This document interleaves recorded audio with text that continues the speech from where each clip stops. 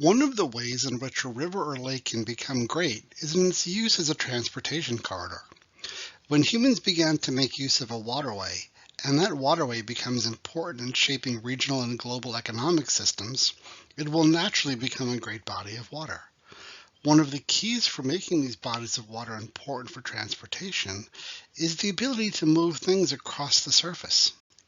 Since people have first waded into water, the techniques of propulsion have evolved until we have today's modern nuclear-powered ships. Let's begin by looking at where our efforts to move ourselves and our goods started. With the density of water, many things are buoyant and float on the surface. If you want a refresher on this concept, please review the Magic of Water video. Most people are floaters, who are naturally buoyant in most bodies of water. Therefore, if someone wanted to move over water, she or he could simply float. Now, the direction of progress would depend on outside forces such as the current or surface wind blowing upon your body, but you could float for a pretty good distance. Once we learned that other things could float, we quickly learned that we could send goods downstream using their natural buoyancy. For example, natural resources such as logs were tossed into rivers and allowed to float downstream to mills, where they were collected for processing into lumber and other goods. This use of rivers for flotation transportation was not without difficulties, as shown in this logjam. If you send too much downstream all at once, you could clog the channel, which then stops things from moving with the current. A step up from floating the raw merchandise was tying some of those logs together and creating a raft. This allowed for the transportation of different goods. One could now stock boxes, barrels, and crates on the raft and carry them downstream. If one wanted to get fancy, you could put an oar and somewhat steer the raft, trying to keep it off the banks and avoid the largest obstacles that might be in your way as you bob downstream. One of the challenges with floating on the water is that one is at the mercy of the current. This means that one was floating downstream at the speed of the current, or, if one was on a lake, one would float with the speed and the direction of the wind. In order to facilitate a more controlled system of transportation over the water, we could pull our ships up and downstream. This would involve tying our ship to a horse or ox and being pulled. This provided more options in that it allowed us to move upstream on rivers with slower currents. However, one had to time one's journey so there was a horse or ox available for pulling. In addition, there had to be a formally constructed path for the towing animal. If there was not a path, it would be very difficult for the animal to navigate the channel and would likely face obstacles, such as trees and boulders. Let's go back to this picture of floating on a raft. As I indicated, one could use an oar for steering. However, if one shifted the location of this oar on the raft, it could quickly be changed from steering to propulsion. If we orient our paddle blade downwards and place it on the side of our raft or boat, we can use the paddle to push against the water and give us self-powered propulsion. This somewhat released us from our reliance on the current and allowed us to move up and downstream and guide our vessel to the desired location. With a skilled oars person, one could cover many miles in a day. In a larger boat, one could travel over many days, which allowed for people to cover vast distances using their own muscle power. This also allowed one to be untethered from the shore and cross fairly large bodies of water, like large lakes and some smaller distances on the ocean. By adding multiple oars people, we can now move many people and significant cargoes across the water. In some cases, these were used for transportation of people for peaceful purposes, and in others, it was used for military conquest. Once we could harness the power of many people, all pulling in one direction, many possibilities opened for human movement. However, these possibilities were still constrained by human power and the ability to build ships large enough to hold many rowers. While rowing opened large areas of the world's rivers and lakes, combining rowing with a sail allowed for the use of wind power, which removed the sole reliance on human power to generate propulsion. Now, one could rig up a sail and move across vast bodies of water. While wind opened many horizons for propulsion, it was not the perfect method. First, there had to be wind to power the sails, and wind was not a consistent source of power. In addition, the wind had to be blowing in the right direction. While one could orient one's sails to catch the wind, this often requires tacking or moving back and forth to optimize the power of the wind.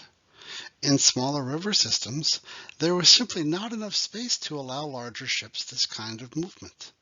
In addition, as the river channels get smaller, one may find that the forests and landscapes block the wind, making it difficult to get enough power to move in any significant way.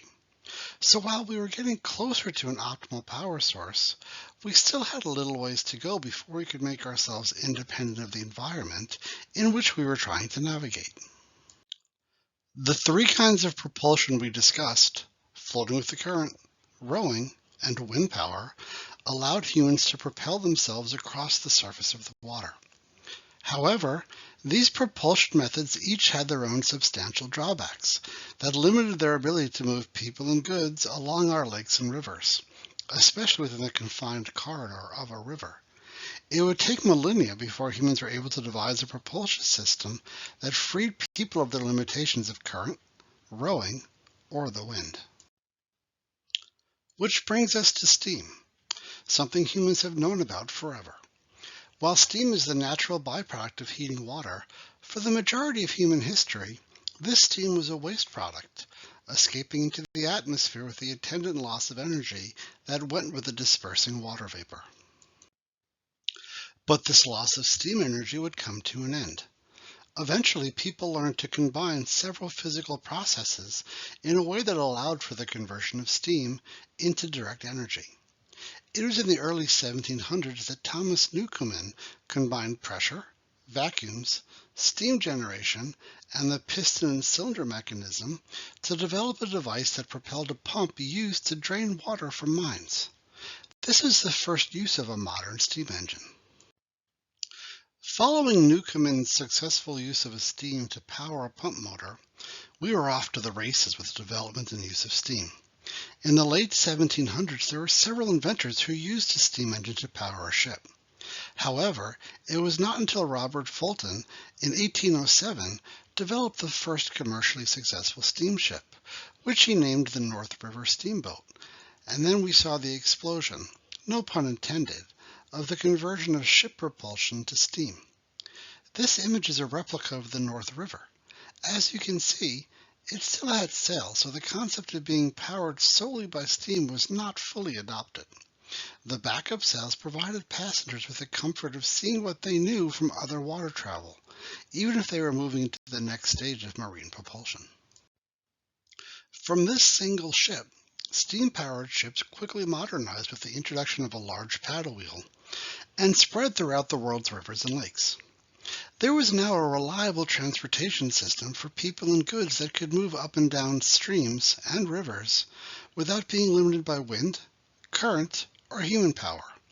The world's rivers and lakes were now open to major commercial development, and we would not look back. While steamboats significantly improved transportation on our rivers and lakes, these ships were not without hazards. Steam boilers had a nasty tendency to explode.